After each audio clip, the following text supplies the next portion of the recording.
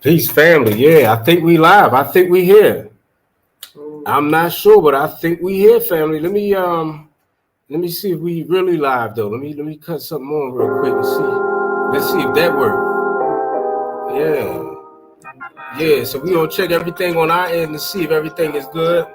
Peace and love to all the beautiful people out there. Yeah, we out here. That's right. Yeah. Shout out to everybody who is fasting for Ramadan and things like that. We did the fast today. It was yeah, family. You got to have strength to do that Ramadan fast, family. No water, no food or none of that. Yeah, I think it's the water part that really got me. But hey, we did it. We did it. Today was the first day of Ramadan, and by us being in the United Arab Emirates, we decided to just go with the energy of the country and practice the Ramadan fast today. And let me tell you, family, it was beautiful. That's right. It was rough, but it was beautiful. Yeah, so let me cut the music down a little bit. Peace and love to the family. We got a good show for you today. We got the one and only beautiful wife currently in the building, as you can see. Peace, love, light. That's right. Balance. That's right. Oh no, that was the wrong button. Here we go. There we go. Hope everybody's having a good time.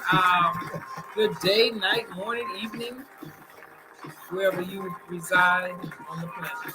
Yes. That's right. And just to make up for that, I got to give my wife this right here.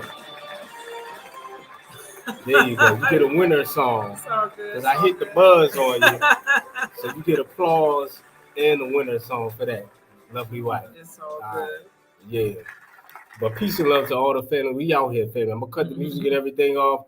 We got the one and only artistical Ayla, who is currently in the building, ladies and gentlemen. Ayla's still laughing at the buzz. Oh, man. Oh. Yeah. That's right. Oh my gosh, That's right. Yeah, I'm going to do this for my wife. There you go. That's for you, babe. Yeah, I hit the wrong button on you, so I had to make up for it. Thank you. Even though I'm good, though. Good. Shout out to everybody in the room. We got a couple people in the building. Yes. Yeah, peace, love, light, balance. Everybody who is tuned in on the channel. I'm still working on my voice. I use my voice. I'm an educator, so I use my voice a lot. But it's coming back. Shout out to Victor Harris. Victor's in the building. Hello. Shout out to you. Deborah Green is here. Hi, sis. Who else we have? Malik Shabazz. Right. He wants to know if I have a sister he can date.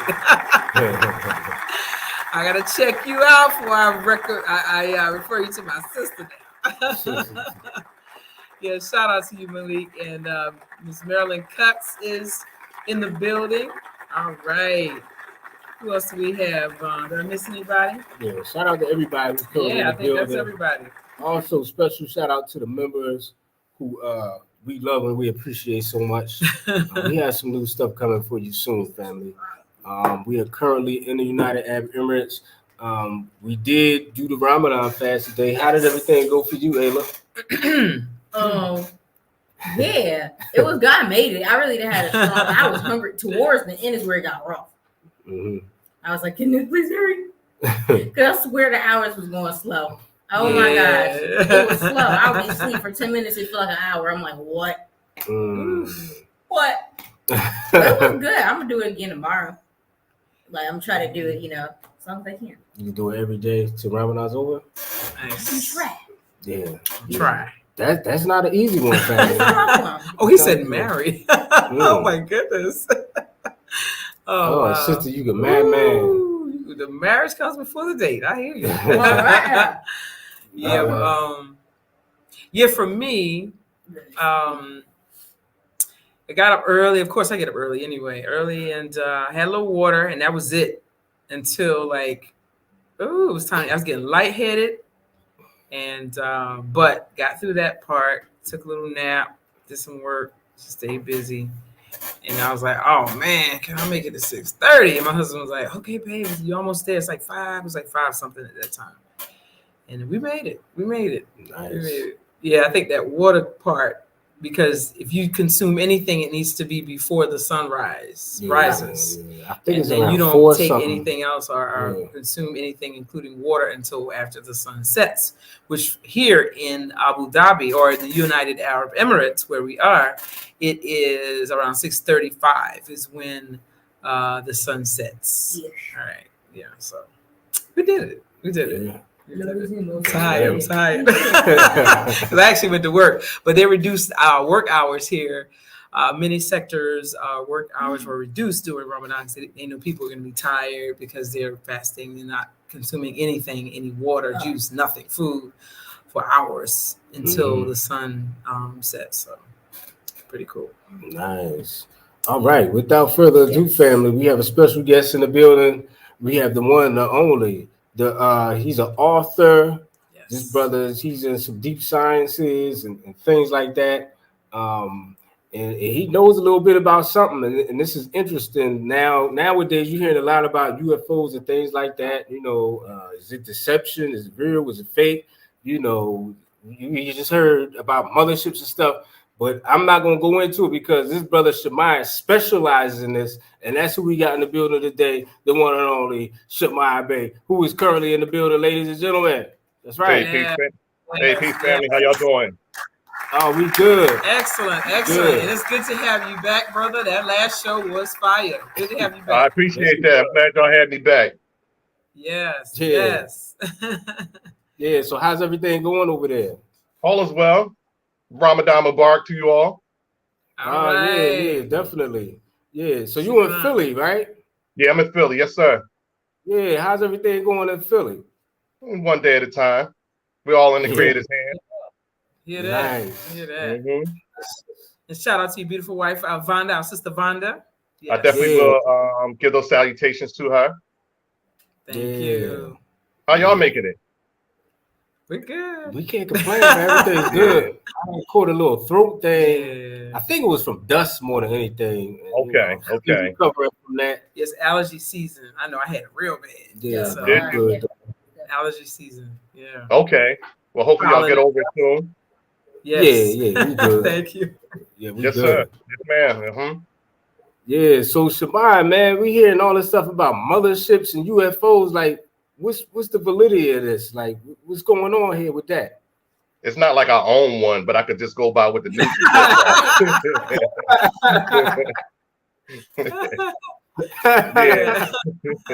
I sent you all a little. I think you got the dope book. Got me flobbering on myself. Oh wow. Nah, it's all good. I'm looking forward to this. I did put a little what do you call a PowerPoint presentation together to help for us to go over with regards to what's in the public news. So everything that we're gonna be going over is public information. So nothing like it's any secrets or any things of that nature. But I find it very interesting the times that we're in, and I think that you and your audience, as well as myself, will enjoy this particular presentation. Nice. Yes. Nice. We just gonna throw it up now. All right, you just scroll them as we go by. Yeah. So UFO, for most people, unidentified flying objects. Now they call them UAPs, unidentified aerial phenomena. The next slide.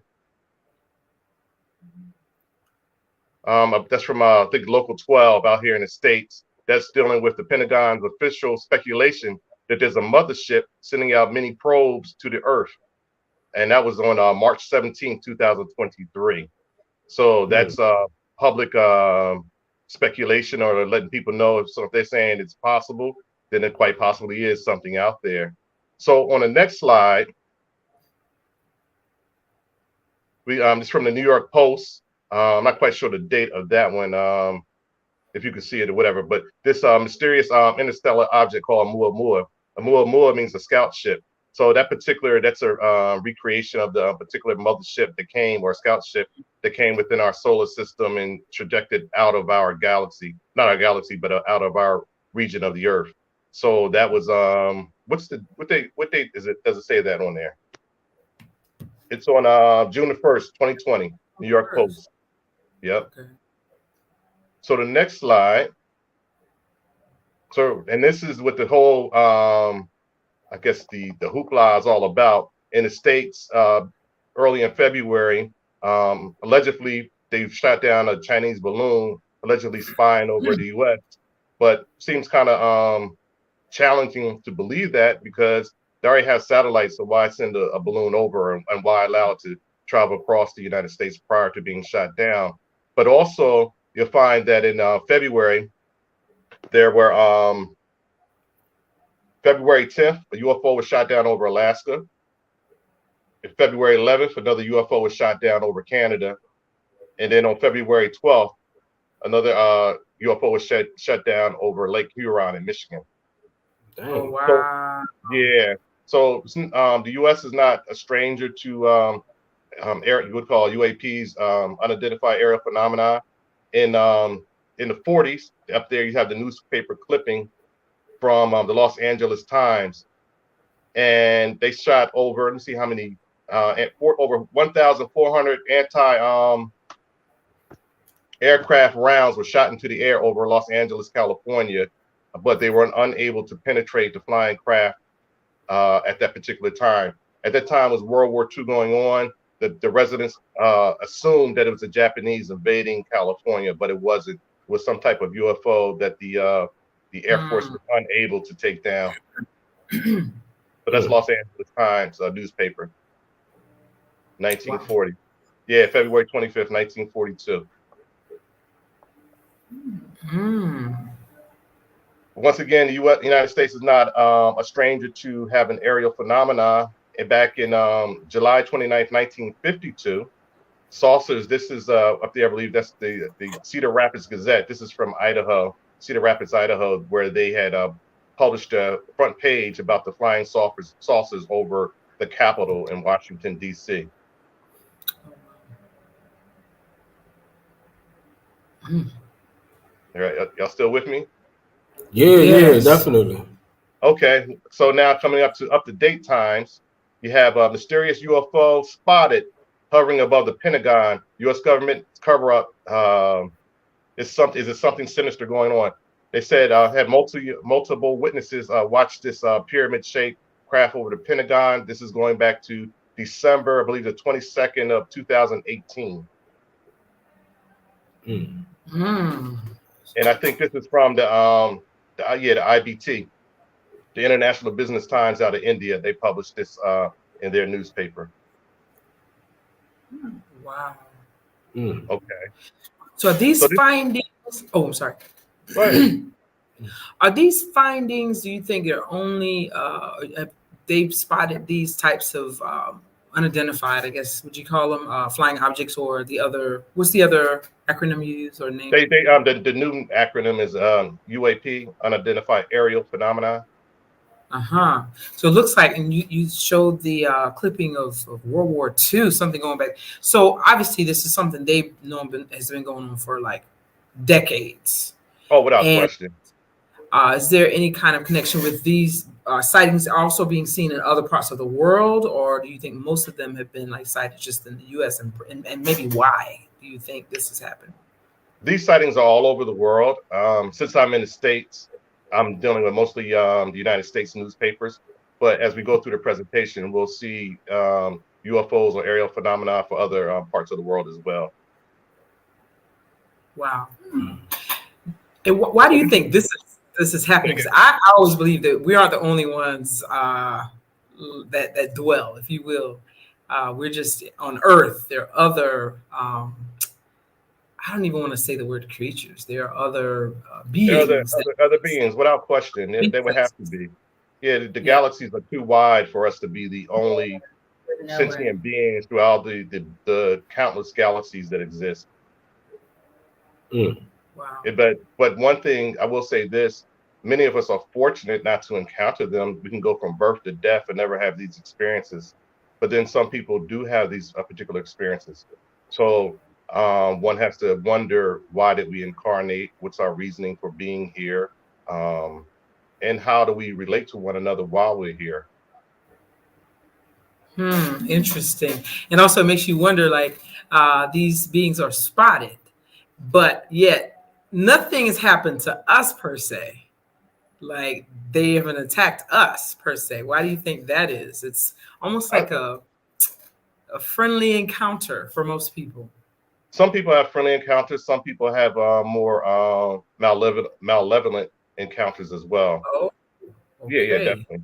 Yeah, it's like you have in real life, you have good interactions with people, and you have negative interactions with people. And for the most part, not too many people in the world have time to delve into this area of unidentified flying objects because you got to take care of your kids, go to work, Yeah. pay your bills. But for those who are on the fringe, this is interesting knowledge and information to show what type of world that we live in and how do we coexist in a galaxy with multiple species.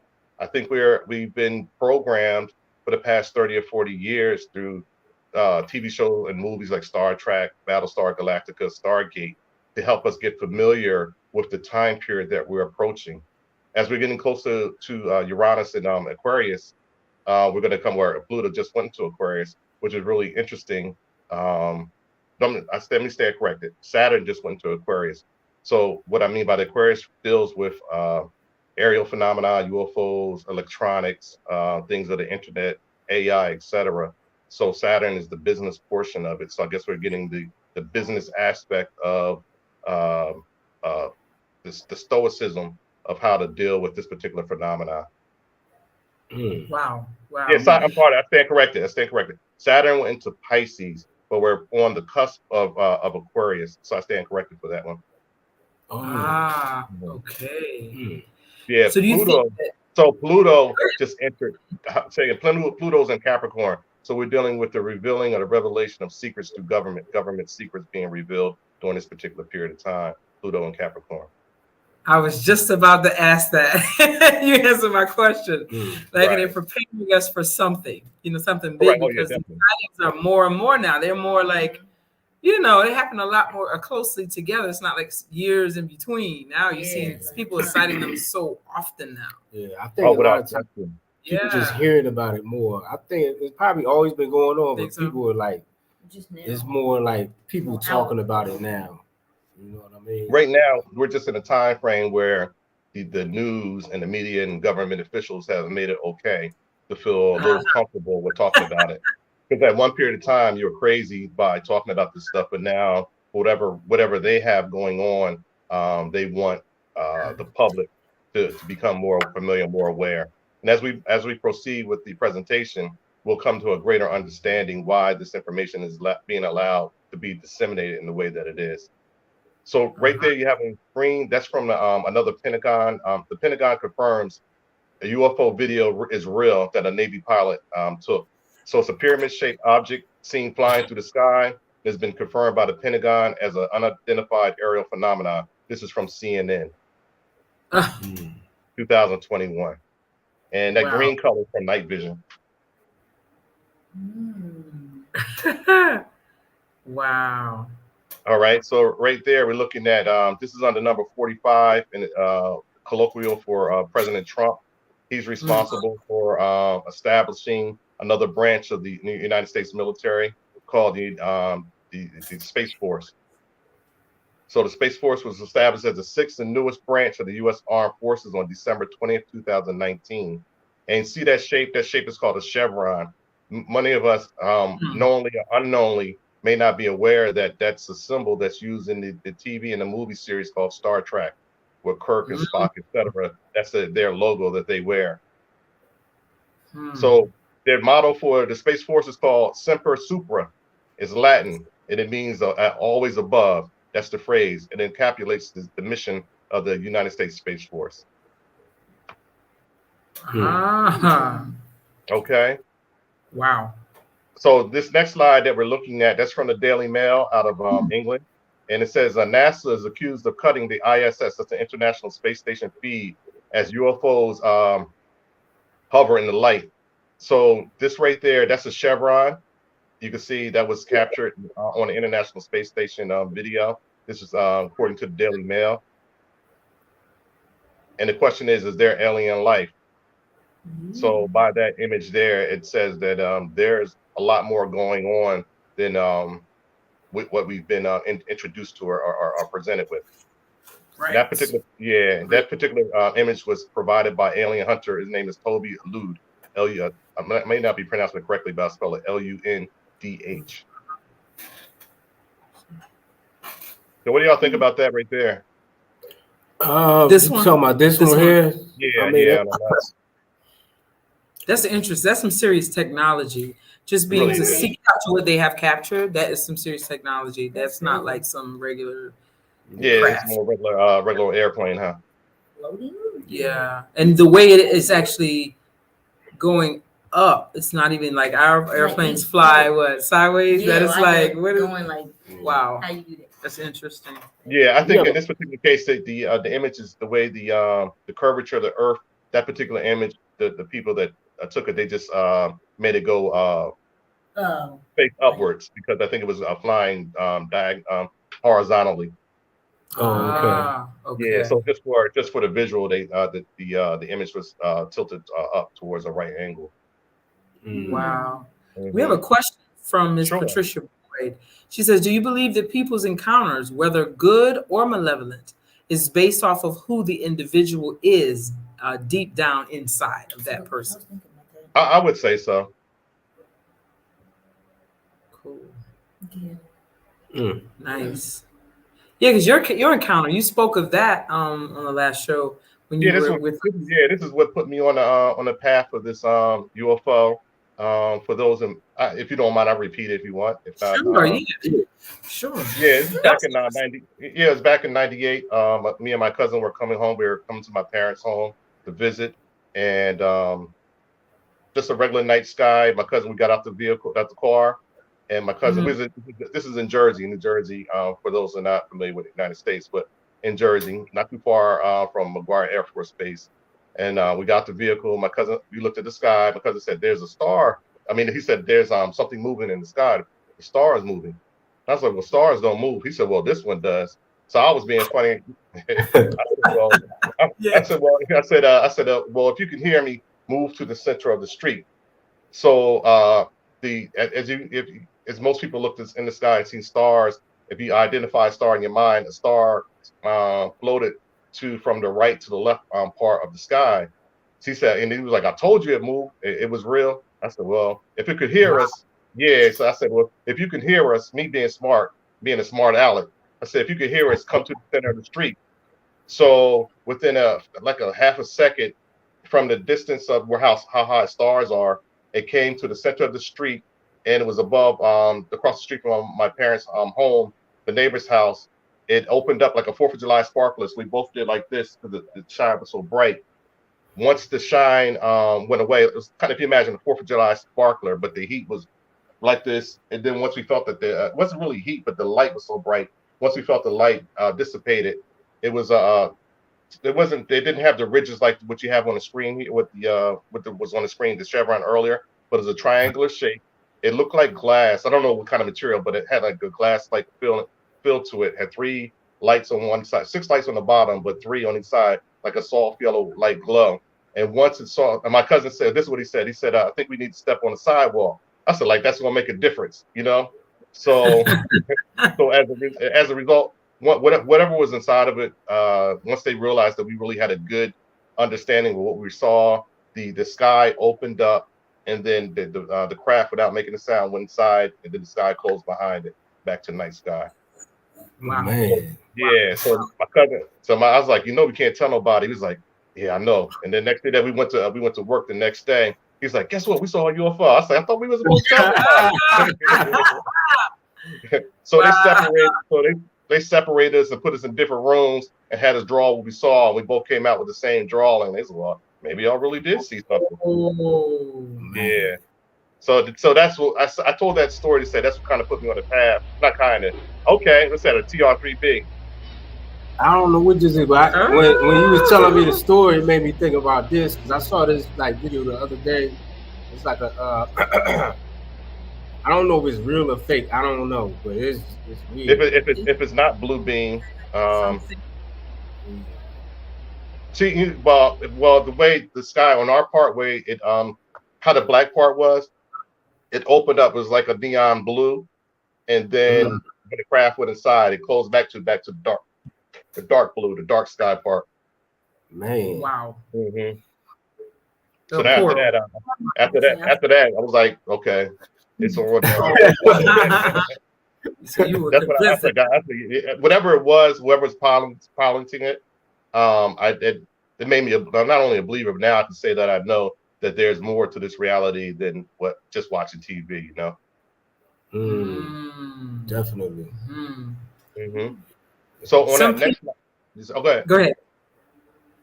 No, in our minds, sometimes we're like, what do they want? What do you think? What do you think these beings want, in your opinion? It depends on which ones you encounter. Some may want biological DNA from an individual. Some may want to just to let you know that there is more to this reality. So it depends on like what the person wrote earlier. Depends on the type of individual, who they are, and what's their connection to other realities, etc. Or do I just want your DNA? Wow.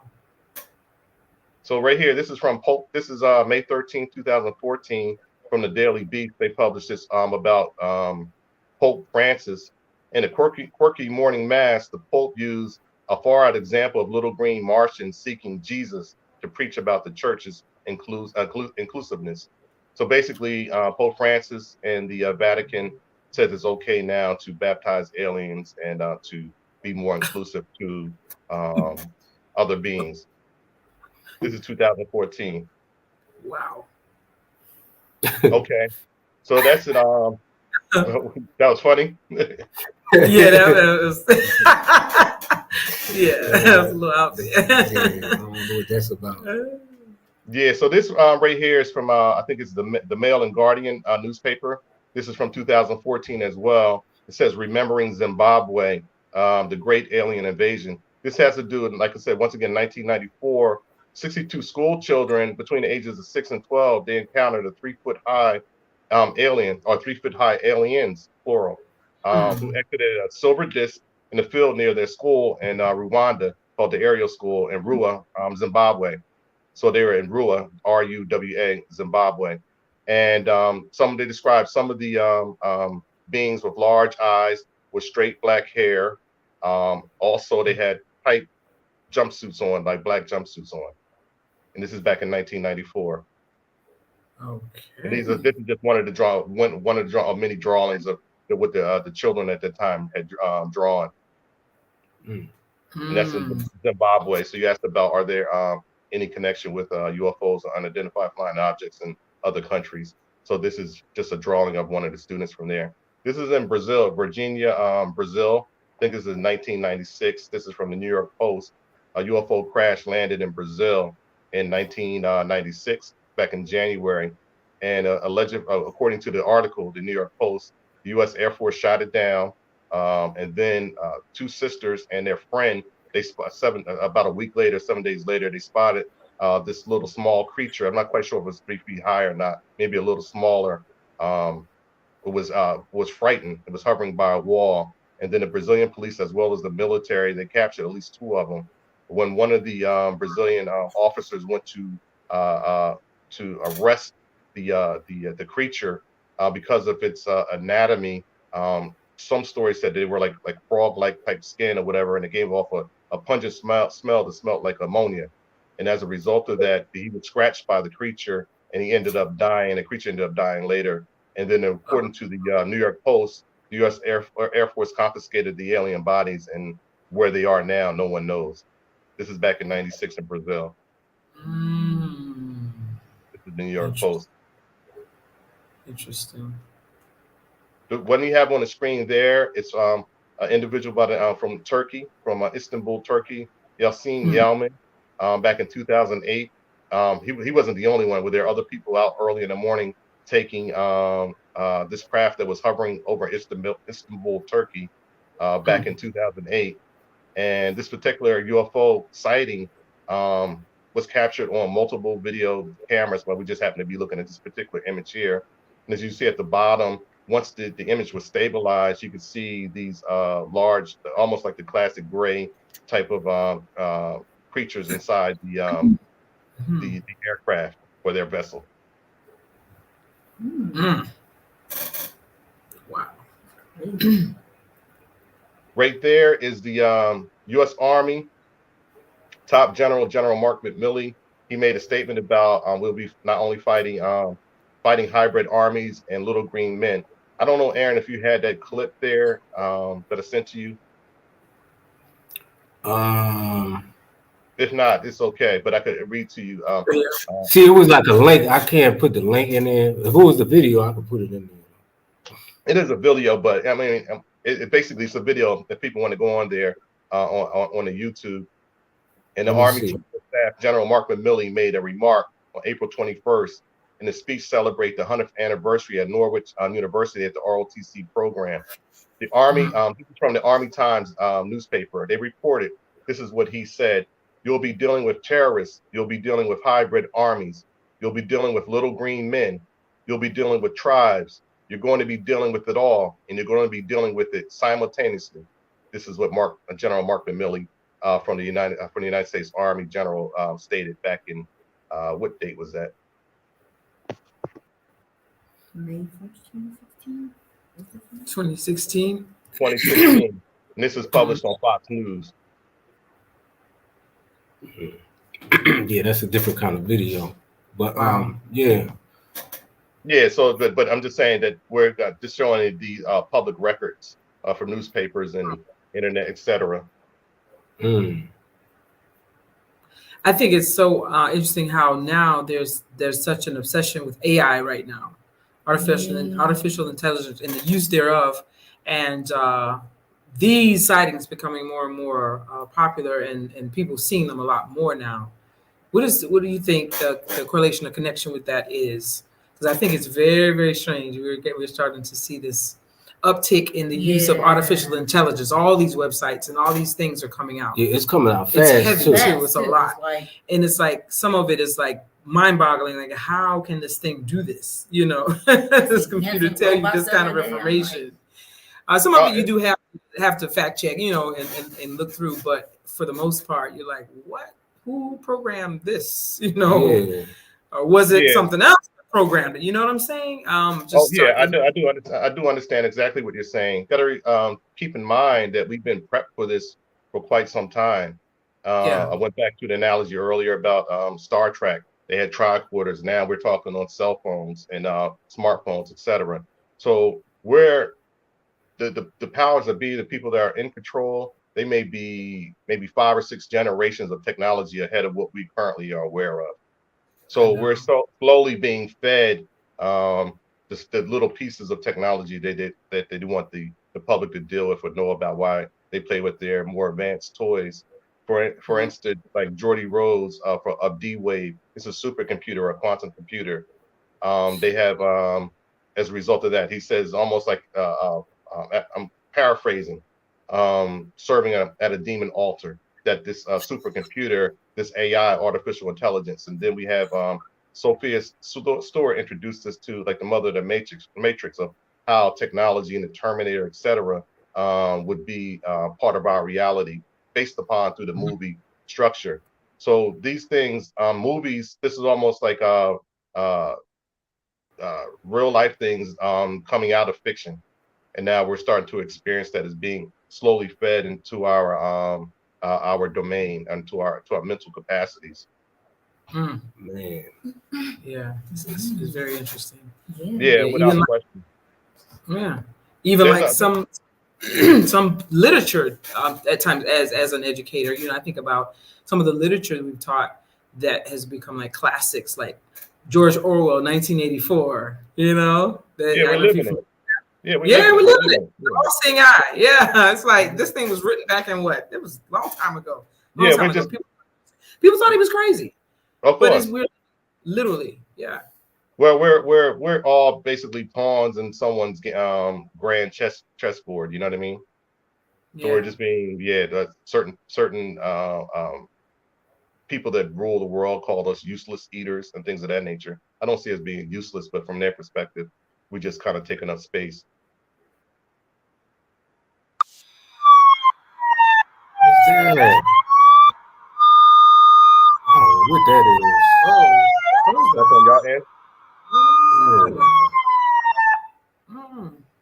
Yeah, I don't know what that is. What was that?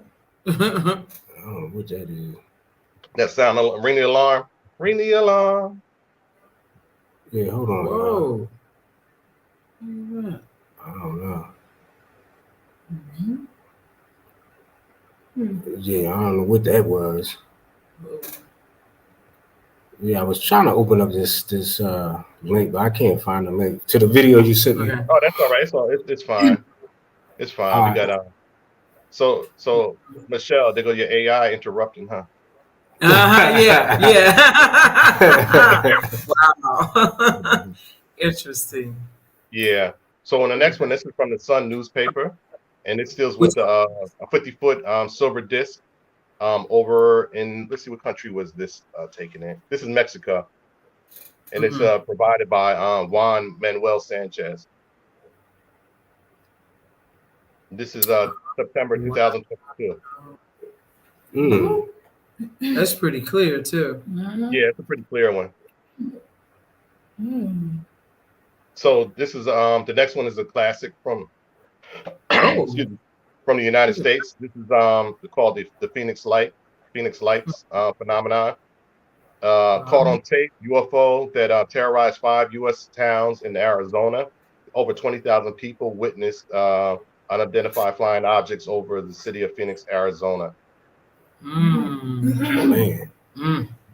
So that's 1997. This individual here, that's Gary McKenna. He was a hacker. He got in quite a bit of trouble. This is back in, he was a hacker, computer hacker, and he hacked into NASA's computers, some other Navy computers, and he allegedly found a secret space program with officers. So we got our traditional military, and then there was supposed to be a secret space program ran by the U.S. Navy, and he brought the information forth. And this is from the newspaper out of Las Vegas, Nevada. This is back on 2017 by George Knapp. He wrote the article with regards to it. It says, hacker says U.S. military has secret space program besides NASA. So in addition to NASA, the U.S., according to this hacker and the information that he found, Gary McKenna, the U.S. has another space program outside of the one that at the time that Donald Trump had put together for the Space Force.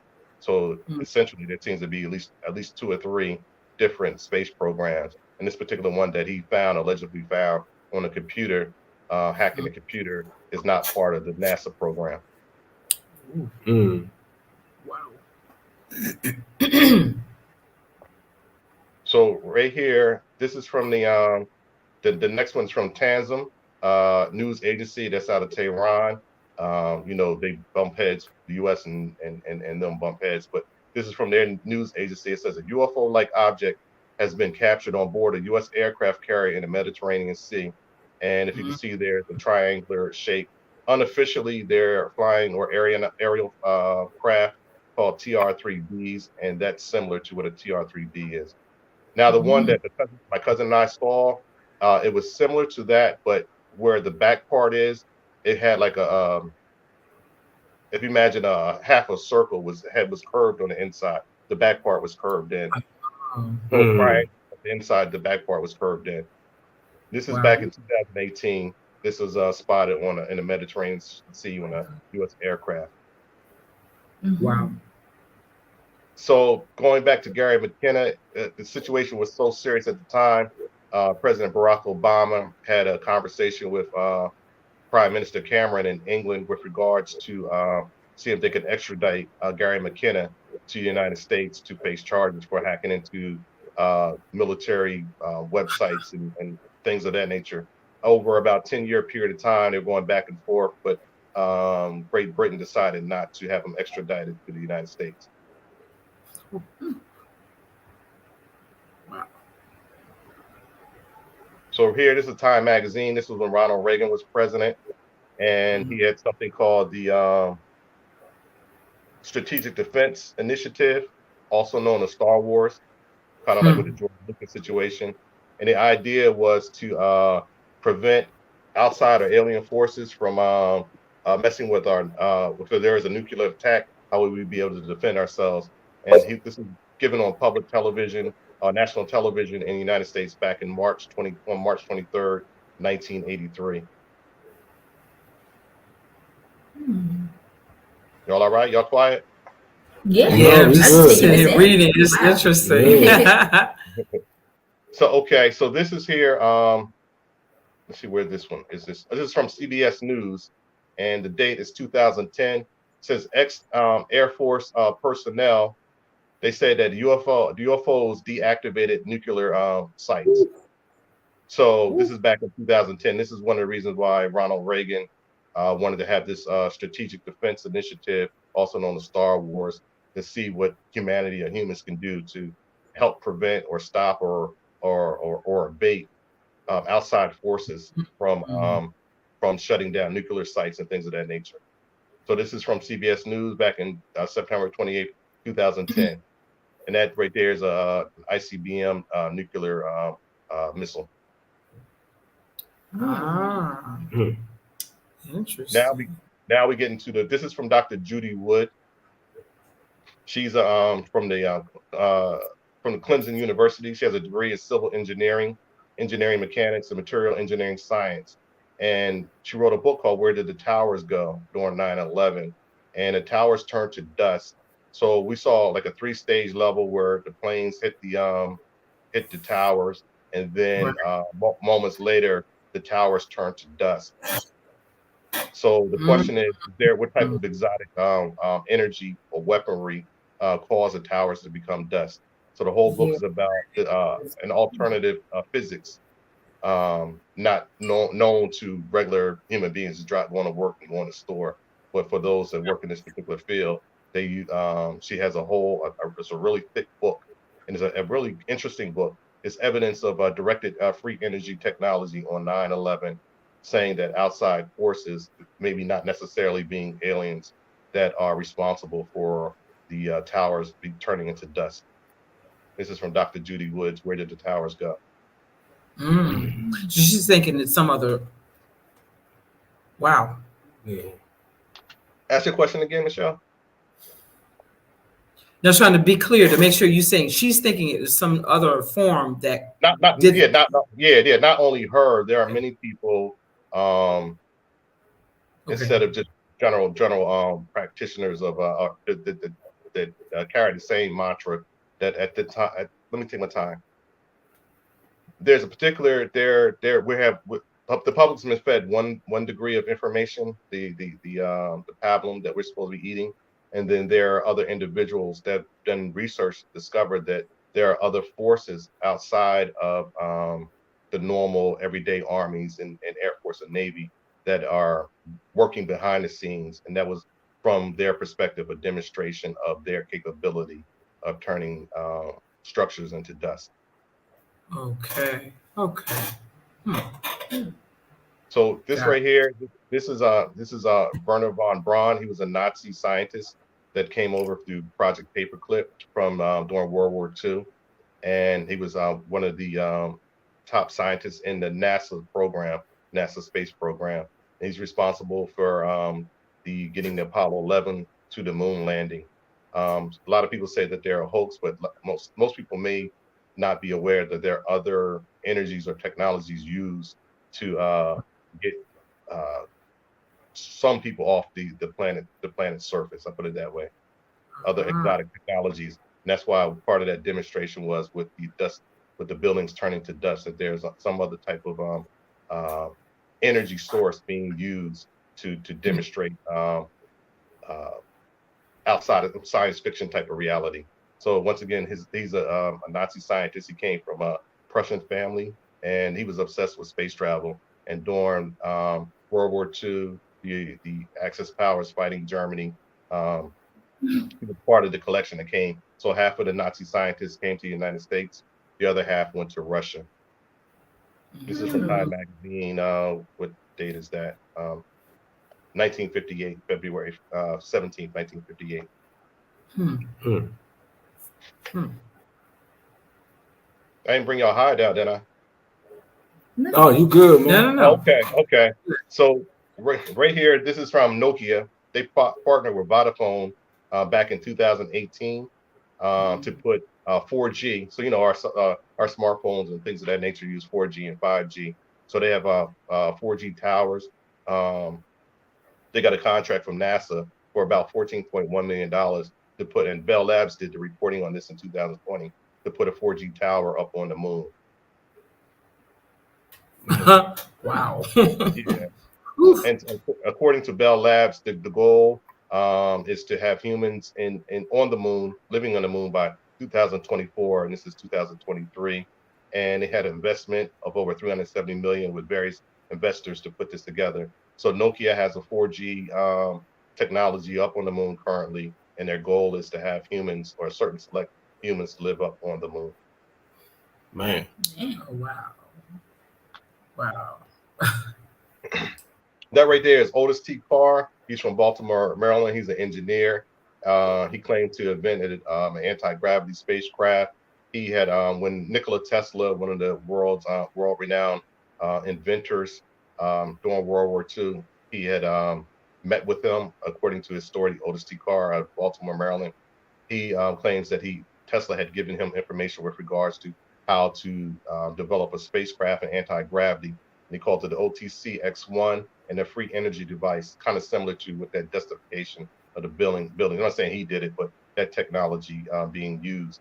Mr. Carr claimed also that spacecrafts could take humans to the moon and other planets. And it's really interesting now in our modern up-to-date times how Nokia is right now sending rovers and Rolls-Royce size rovers with the help of NASA and other space agencies to get technology up there on the moon now. And he was talking about this in the 1950s. Wow. In the 50s. Yeah. This is 2020.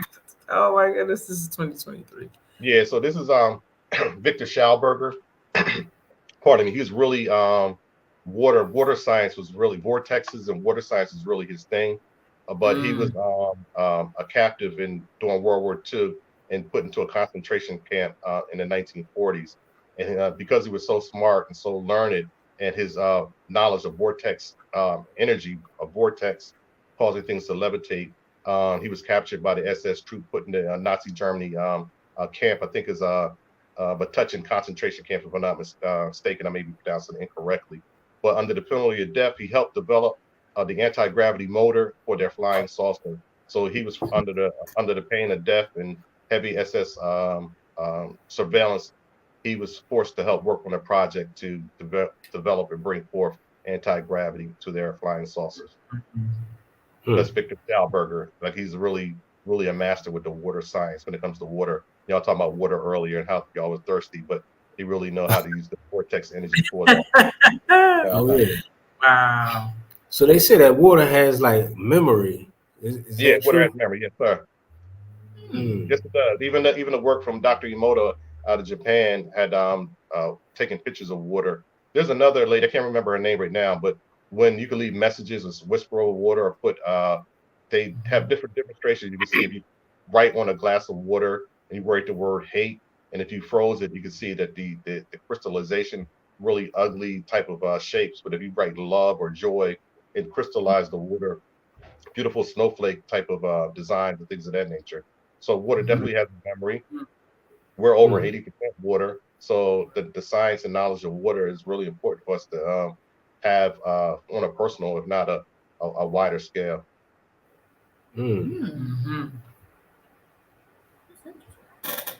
So the next one is 1947. The flying disc crashed in Roswell, New Mexico. The public story is that aliens crashed, but according to a book called Roswell and the Reich, The Nazi Connection by Dr. Joseph P. Farrell, through his research and discovery, it appears that it wasn't necessarily little green men coming out of saucers, but it was actually an extraterritorial Nazi party, a Nazi regime spying on their enemy, the United States. This is from a book called Roswell and the Reich, The Nazi Connection by Dr. Joseph P. Farrell. This is from the crash in 1947. And the disc was taken away by the U.S. Air Force at that particular time. So essentially you're saying that there's a post-war Nazi power on extraterritorial right.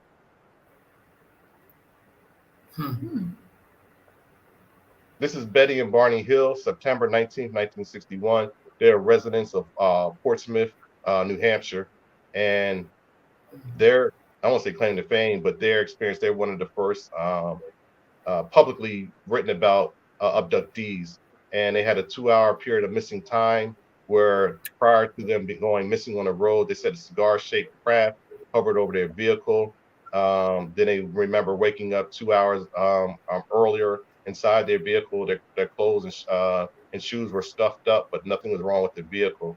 And they're saying that Betty, she said that through hypnotic therapy, regression rather, that those beings came from Zeta Reticuli. At the time, most people did not believe them, and then in that particular constellations. But then they come to find out that there is a particular section in the constellation called Zeta Reticuli.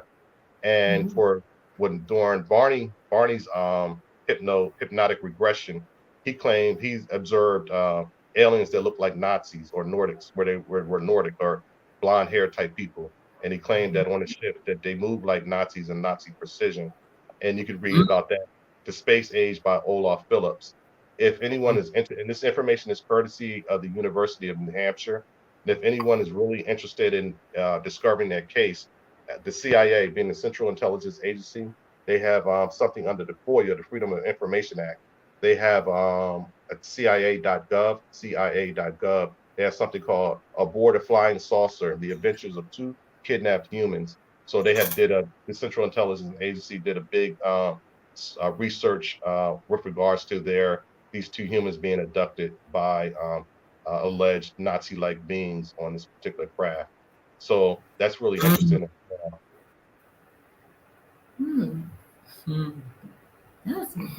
That's crazy. So the next image here is on the left. You see this is another book by Joseph P. Farrell. It says the Brotherhood of the Bell. The bell also in German is called the Glocke. And this particular device was to deal with what they call anti-gravity, another type of free electric type of energy. But this, when they were developing this, according to the research, they use a high amount of voltage to put this together, this particular device. And that was back in the 40s, and that was called the Wonder. I can't speak German very well, but in English is the Wonder Weapon. This is one of the secret weapons that the Nazi Party was working on during that particular time, dealing with anti-gravity. For the fringe of the French people, they also claimed that it dealt with time travel, time control, that particular device. In the center, that newspaper clipping is from Pennsylvania, from Pittsburgh, Pennsylvania, and it deals with a crash of an acorn or bell-like saucer that landed in Pittsburgh, Pennsylvania in December 9th, 1965. And it's similar to the bell or the Die Glocke that the Germans have piloted. And this particular acorn, according to the story that was captured or that crashed, was picked up by the U.S. military, the Air Force to be specific, and carted off to Wright-Patterson Air Force Base back in Ohio. That's in 1965. That's courtesy of the Pittsburgh Magazine. Wow. This has definitely been going on for a long, long, long time. Yeah, you think? Yeah. This is a lot to this. Yeah, it's a lot that's hidden. Man. A lot to unpack. I'm open to any questions or comments and stuff like that. Yeah, so like with some of these, like, because it looks like from the slides we're seeing that a lot of this stuff been going on for a while. You know, it's even like man-made things going on.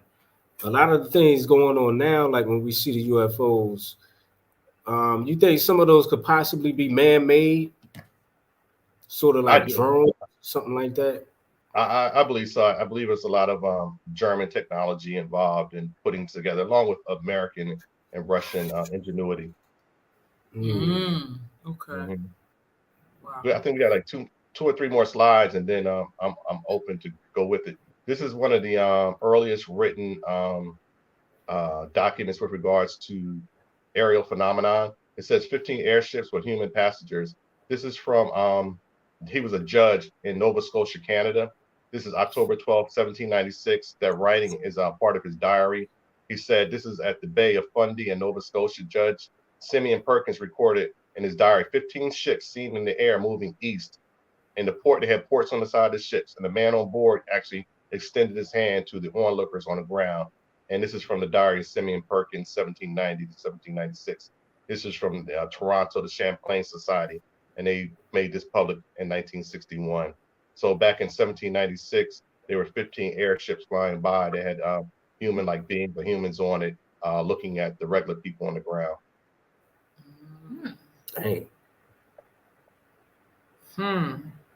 Yeah, the final two pieces here. This is from the works of Charles Delschau. He was a German. He came to the U.S. During a period when he was 19. He was part of the Confederate Army, and he also is responsible for having over 2,500 drawings of airships by a group called a secret flying club called the Sonora Air Club. According to the research that they were funded by a Prussian or what we call German now, but at the time Prussian organization called NIMSA that dealt with military aspects, and it was also alleged they were precursor to the Nazi Party. Charles Delschau, he also said that these crafts at that particular time were using an anti-gravity fuel called NB. N is in Nancy, B is in boy gas, and that's how they were able to fly across the Northwest, like the California area of the United States at that time. This is in the 1850s and 1890s. And there's newspaper clippings called The Great Airship Mysteries. And these are some of the drawings that Charles Delschau put together. And if people want to look that up, they can look up to see that there are human beings piloting. Peter Menace, he was the one responsible for having the knowledge of using this particular fuel, NBA gas, to make these vehicles work. And I think the final one here, this is also the next one. And now I'm coming to a close to wrap it up.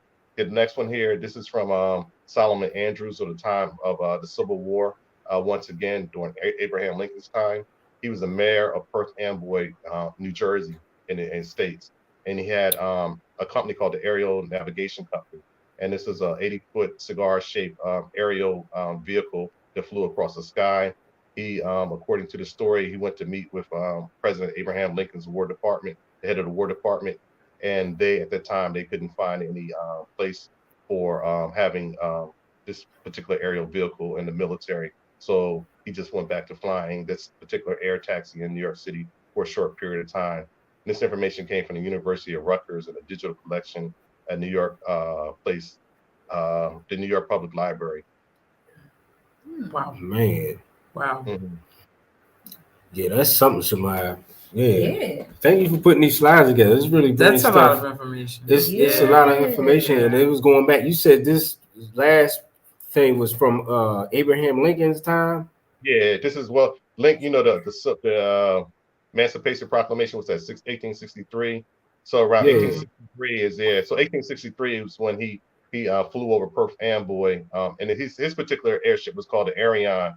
And they used his didn't use that NB gas, but he used a hydrogen type of light hydrogen used to fly his particular vehicle at that particular time.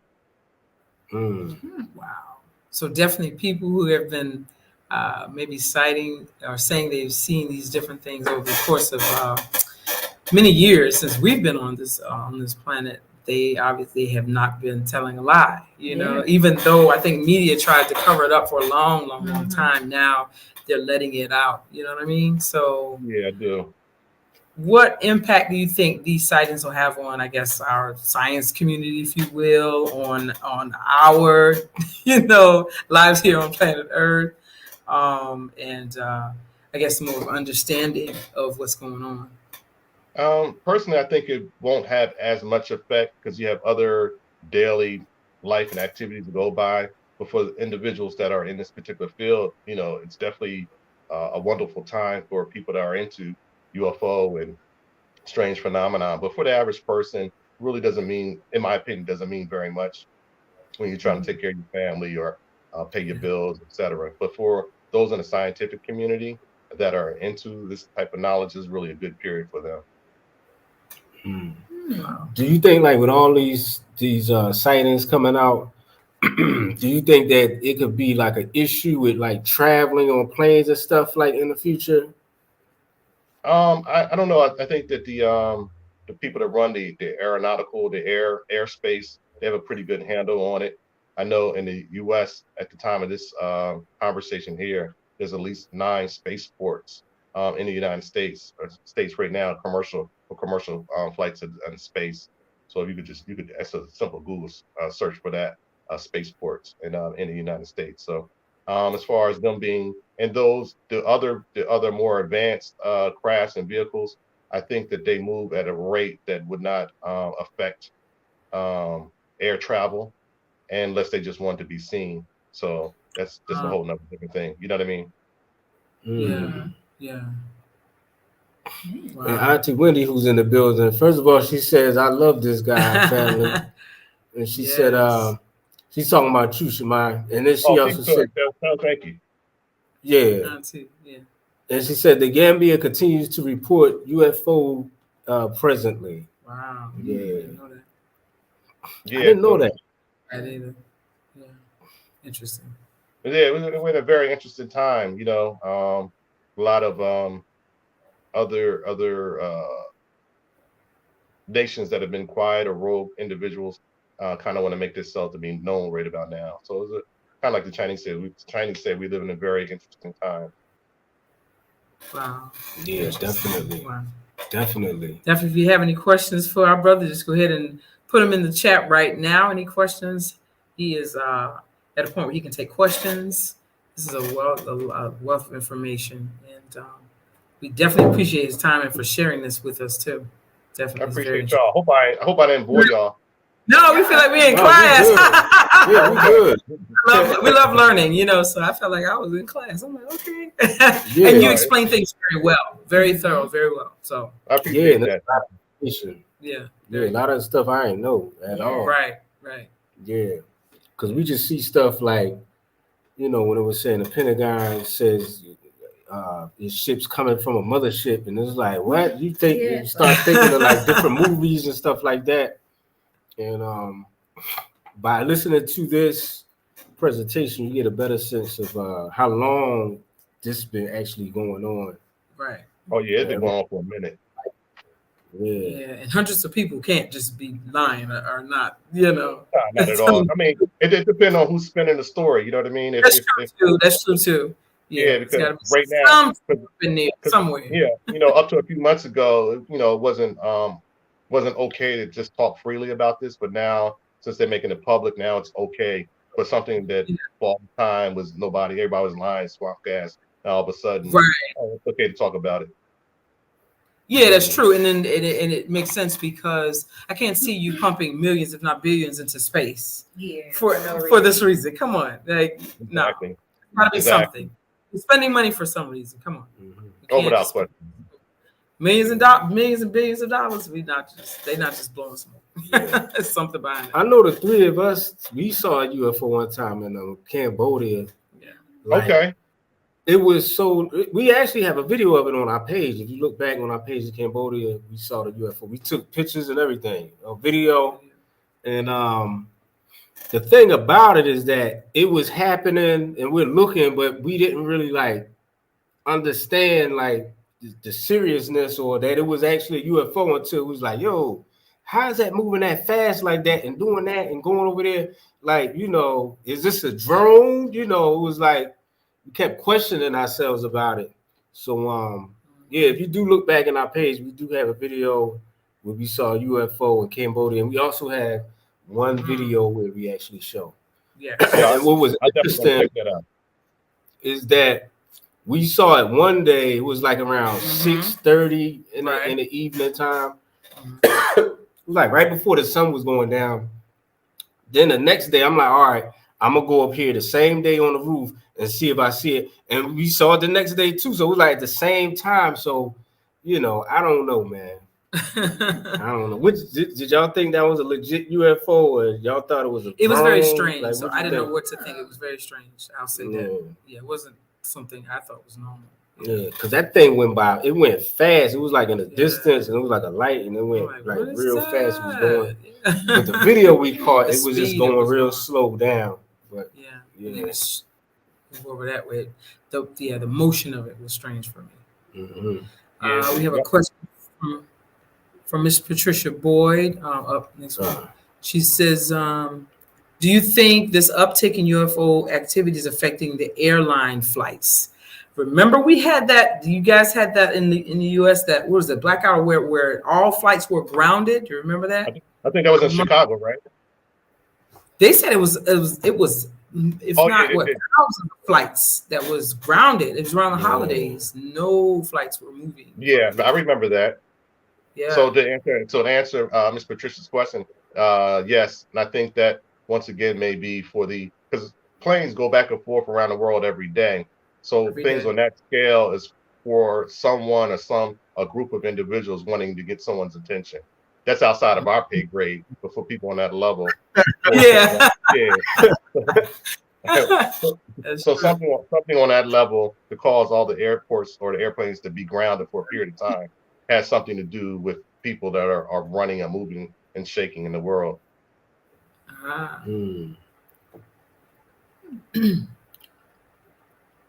Auntie Wendy has a comment. She says the rolling blackouts that America continues to experience. Is there a connection with that? They say it's because of climate control, climate change, but I don't believe them. That I'm not quite sure what's the cause of it. There are rumors of EMPs and things of that nature, so I'm not quite sure. Okay. Yeah, Patricia Boyd said it was all flights. It was all flights that day. I remember that. I remember that because everybody around the world was like, "What is going on over there?" We even saw it here. We're like, "Whoa!" And it's a lot of flight delays. All flights. Nothing was changing for like a whole day or two. Yeah, I saw in Cali. I think it was this morning or yesterday. It was like a tornado, like near LA or something like that.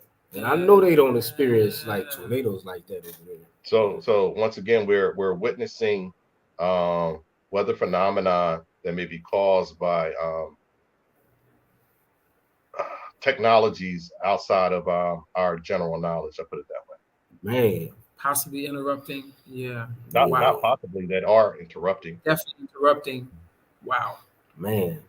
Yeah, things is changing, family. Oof. Yeah, so what y'all think, man? Leave it in the comments. Brother Shemayah, is any last words you like to say to the family? No, I appreciate y'all. Thank y'all once again. And I'm just more concerned about if I was talking too much, I'll bore you all. So I think. Oh, no, you good, man. No, don't think that. No, you good. No. Yeah.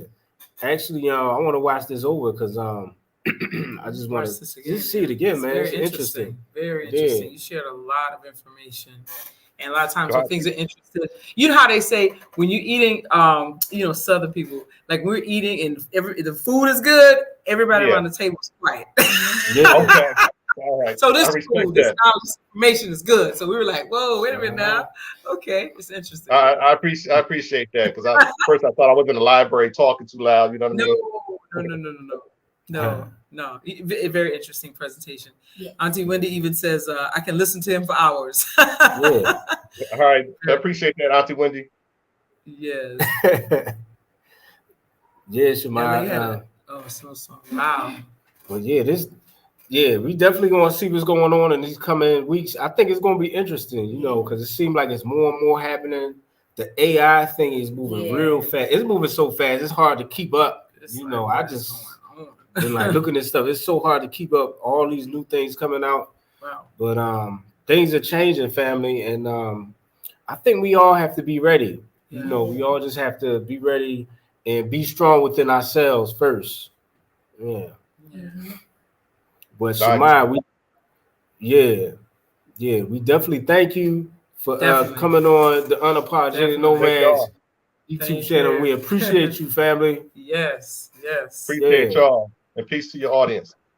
Yes, I'm going to share your information in the description so you guys can connect with him. And can you leave your Cashapp, please, so we can put it in the chat for you right now. And you also do, because I wanted to holler at you about this, because you also do like readings and stuff like that with people's birth chart and things like that. Do you have your thing on hand? Your computer? No, I my time map, yeah, I do. I have that on hand. Oh, okay. I don't know if you feel like doing one or not, but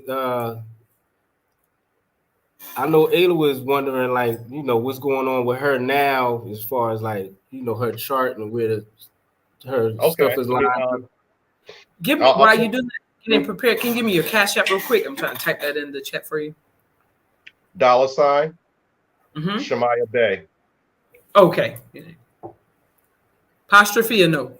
No. It's SHEMAYAH. You said for Ayla? Yeah.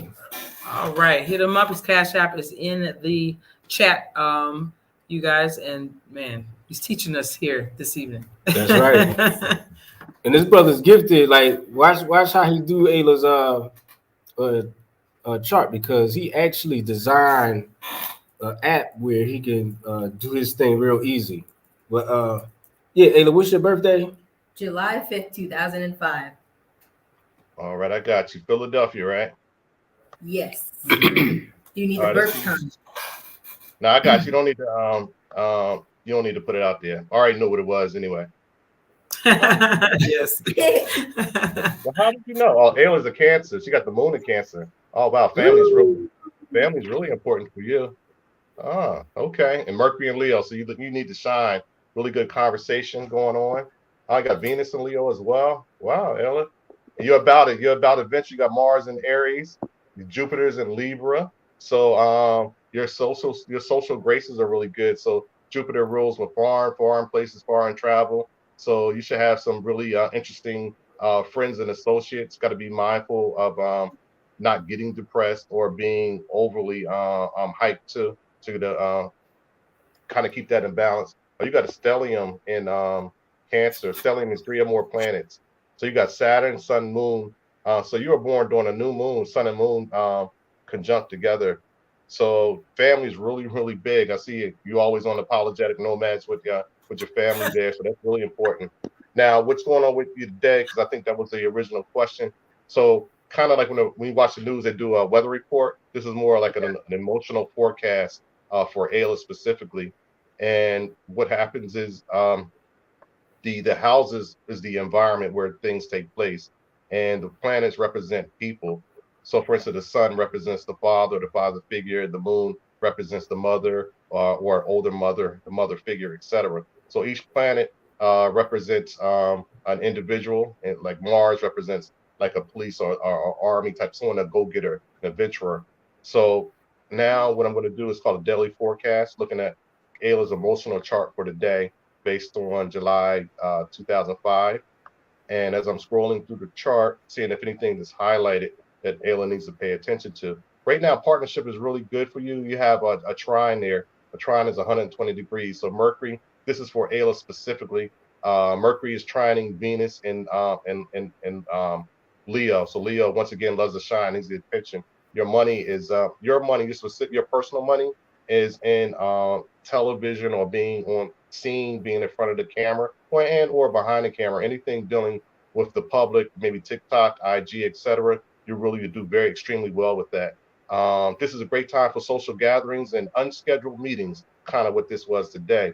So they go really good for you. Then it also has a timestamp. So right now, basically what I said to you, Ayla, you could take advantage of. So your social, you could really go viral right now. So do something that comes to your spirit, and you would do very well.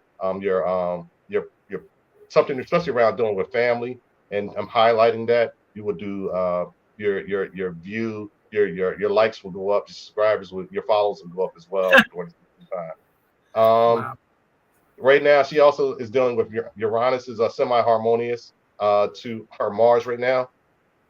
So if you perform a selfless act right now, you do something for someone without expecting anything in return, the universe, God, or whatever the goddess is going to reward you for that. So when you're helping or aiding someone, and you're doing it without the idea of getting something back, your spiritual bank is really going to accumulate for you. Right now, it's a rewarding period for you. You got Jupiter's conjunct your Mars. You have Chiron. Chiron's called the wounded healer. you have in the sign of Aries is transiting, hitting your Mars in Aries. So Mars is the active, the adventurer, go-getter, and Aries goes forward, starts out the whole zodiac. But right now, rewards follow chance encounters, and obstacles fuel growth. So if you're working on a school paper or working on a project, and you kind of like, oh, it's kind of rough, but as you push through it, you're definitely going to get the reward for it. The benefit is going to come to you during this particular period of time. Let's see here.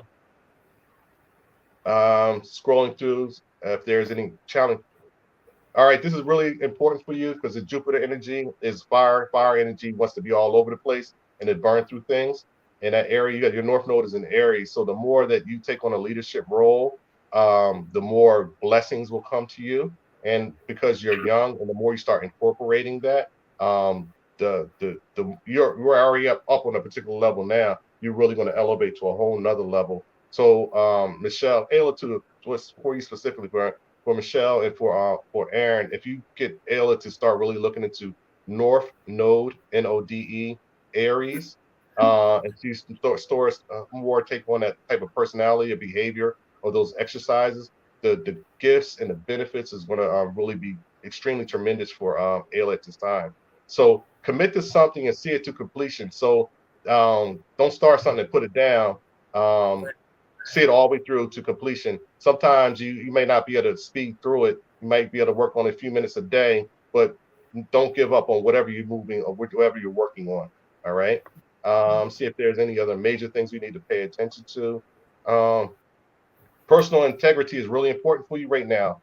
So you have Pluto is in Aquarius, is conjuncting your Chiron and in Aquarius.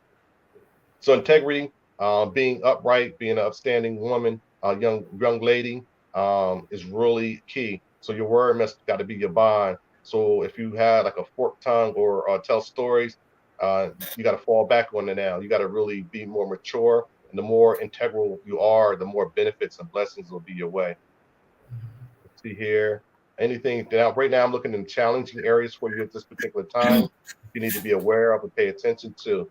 The only thing that's really highlighted, you got to be careful around sharp objects, around water.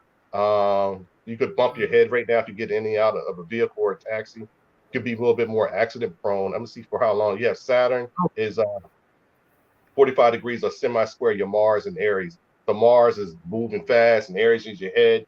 And Saturn says take your time, be a little bit more disciplined. So being around water or the bathtub or a shower, take your time. I'm not saying to be scary, just to be a little bit more mindful of rushing through things. You may end up slipping, falling, or something of that nature as a result, because you could be a little bit more accident prone, just moving too fast. Now I'm sitting right here. I'm seeing Mars is being affected. So I'll let you know for how long that particular period of time is. All right, hostile problems, general weather for Ayla. This accident prone window will be up until January, February, March, April the 2nd, and it'll close your time at 6:17. The window opened on March the 8th, and it's going to close on April the 2nd, 2023. So between now and then, just take your time around stuff. Don't be rushing around water or swimming pools or hot tubs and things of that nature. And excuse me. That looks like the major things that you're dealing with at the moment. Any questions, comments? No. Any questions, comments? Already said. Yeah, that was real thorough. That was deep. Shemayah. That was very thorough. Okay. Auntie Winnie wants to know how do we get a chart and what's the cost? She wants her. I charge $125 USD, United States money, and I use Western astrology, or they call it tropical astrology. Okay, nice. And you go even deeper than that. You know what I'm saying? Yeah. That was just like that was light work for you, That was brother. Not got jokes. It was light deep. It's a light deep. Okay. So, Ayla, could you relate to anything? That slipping, I did slip today. Today. I was moving too fast. I said, wait a minute. Again, last night too. stuff without finishing and doing it for a few minutes, that is very accurate. Yeah. Yeah, thank you for the validation there. And once again, this is an interest in science. I was fortunate enough to be trained by a world-renowned astrologer, Richard Whiten, out of Philadelphia. He's in the spirit world now, but we were on a radio program together called Astrologically Speaking, and he's the one that introduced me to this particular science. Nice. Yes. Nice, Wow. man. Yeah. Well, we definitely thank you. I think we have your Cashapp in here. We have your website here. Yes. Go ahead. Check out his website. He's an amazing author as well. Has some new books out. Can you just give us a little brief run through on some of the books that they can find on your website as well? And also, if someone wants to get in touch with you for a reading, is it best to do it through email or through the website? You can do it with email. Go to contact, CONTACT, okay, at Shemayahbey.com. Okay. I think I got that right. There we go. All right. His email is in the chat. So those of you who are interested in a reading, contact him at contact@Shemayahbey.com. That is his website. Beautiful website, by the way, and lots of great reading on there as well. Would you consider yourself maybe more of a science fiction writer? What do you think? Oh yeah, most definitely. Yeah, I world too. I like doing science fiction and fantasy because it gives me room to explore ideas that if it was just fiction, people wouldn't believe. But fiction, science fiction, it gives you ability to navigate and write about things that interest me. And my series called The Ritual, I'm really excited about. I'm working on the 5th book in a series called The Order of the Boneless. So I'm really looking forward to that as well, presenting that to the public. Nice. Very, very interesting. Nice. So check him out. Contact him for your readings. I know quite a few of you probably want a reading. Yes. And we'll put all this information in the description for you. Any other questions? Diversity Love has an astrology question. How long does it take to be an astrologer? Do you already have to have vision? Good question. This is a very good question. I'm always learning. So you never, in my opinion, you're always learning something, and it's wise to stay update and to learn. It's good to have vision, but also astrology also deals with numbers, mathematics. So by dealing with, if you're just being very clinical about it, 0 degrees of conjunction means things come very easy. 30 degrees means that semi-harmonious. 60 degrees is what we call an opportunity. So these particular angles of geometry or angles of light give you, let you know the behavior of how personalities are going to react to one another. So basically 360 degrees in a circle, half of that is 180, and 180 is opposition. So that means that you'll bump heads. You may bump heads, but for those that cooperate, they would do very well. With the opposing force, that's what it's a saying that you need a pressure, and it's going to show if you're going to become a diamond or you're going to be dust. So are you diamond or dust? But you need a pressure to let you know, for you to elevate to your greatest potential for being here. Nice. Yes. Yeah. Well, Shemayah, we're gonna let you go on that one. We thank you for definitely coming on the show again. And we're gonna have you, man, on again. You know what I'm saying? I look forward to it. Maybe we can have one time where you call in, you do short astrology readings or something like that, because I know a lot of people like that kind of stuff. Okay, let's make it happen. Definitely. And for the more in depth that they want to go a little deeper, they get with you, do the one-on-one calls and whatnot, and all right. Yeah, definitely. All right, brother Shemayah. Thank y'all. Thank y'all very much. Yes. Thank y'all for making the time. Yes.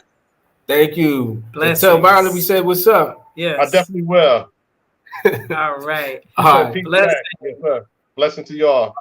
Blessings. All right, peace. All right. Peace. Yeah, that was brother Shemayah. Good brother right there. Phenomenal brother. Good brother. We'll be putting his information in the description. Very helpful, brother. Definitely. Yeah. So you guys can contact shout out to brother Shemayah. Yeah. Absolutely. That's right. So family, I hope y'all enjoyed tonight's broadcast. We definitely are doing some different things here on the Unapologetic Nomads.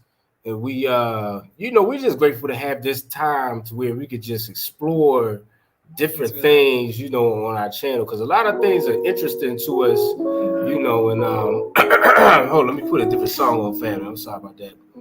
But a lot of things are interesting to us, and we're more than just travelers and nomads and stuff like that. We're interested in a lot of different things, family. And to be able to have a channel where you just do different things, it's a blessing. And I'm grateful for just being able to have what we have. You know what I mean? Yes. To have beautiful subscribers, members, and people that just watch our channel. We grateful for that. Man, that's right. So before we leave, my wife is going to spit a little rhyme for us and sing. Hey. Yeah. That's real calm right there for the family. Man. Our voice has been jacked up. I think it's dust. Yeah. I'm not sure. How you doing, Hela? No, I'm very sleepy. Yeah. I've been sleepy like most of the day because I give you snacks and stuff. I'm at 8. I'm still sleepy, but I'm good. This was a good lot. It's very interesting. I was like, what? I learned a lot here. Yeah. Let me change that up. That's a little droopy. There we go. That was a little droopy. That had me droopy, family. You liked that one? Yeah, it was hot. It was all right. Yeah, but peace and love to all the family. We thank y'all for everything. Please check out our video where we were in the Dubai Mall seeing if the young teens out there could do the stiff hip, family. Philly stiff hip. Yeah, watch that. That was so fun. That's interesting. Yeah. That's a fun one. Yeah, check that out. Yeah, go ahead. And those of you who are signed up for the newsletter, thank you again for signing up. It's a free newsletter. Got some goodies coming up for you. The next one is coming out this week, so look for that. Quite a few people have signed up. There's also space for those of you with businesses. Very affordable for you to advertise your business. Just share what you got with everybody else. So definitely thank you for the supporters, those who have been receiving it and requesting it. Thank you. You can actually request it going to unapologeticnomads.com, going to our website, signing up for the newsletter. It's one time, it goes out one time monthly, and people are really enjoying it. That's right. That's right, family. Well, we love y'all. We appreciate y'all. And we thank y'all for tuning in to the Unapologetic Nomads family. Check us out on Instagram at unapologetic_nomads family. Peace to all the beautiful people out there. That's right. I would sing a little something before we leave. My throat ain't there. We're still family. trying to get back to it. Yeah. Live, like, Yeah. Try, we'll be there, but though. We'll get there. But yeah, stay tuned, family. We got some hot stuff coming through. Yeah. Yes. Yeah.